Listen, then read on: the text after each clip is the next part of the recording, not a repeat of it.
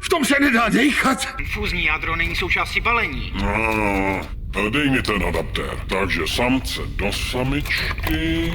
Zklamal si mě naposledy. Růžová, nemůžu vraždit růžovou. Co to kurva je? Tady stojí, že barva se dá nastavit. A jo, takže? Je zelená vraždící barva. Prý je to barva mořské pěny. A co si zač? Jsem Čes. Napůl člověk, napůl pes. Nejlepší přítel sama sebe. Červená, Sangria. modrá, Mračna. žlutá, Kanárková. oranžová. Pomerančový nanuk. Kdo tohle pro boha vymýšlí? Promiňte, pane. Střílím, jak umím. Kdo ho udělal střelcem? Já, pane. Je to můj bratranec.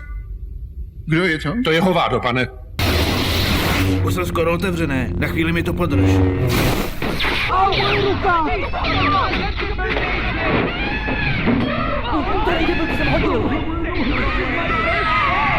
To jsem si všiml. Jak se jmenuje? To je jeho jméno. Hovádo. Major Hovádo. A jeho bratranec? Taky Hovádo, pane. Střelec první třídy Filip Hovádo.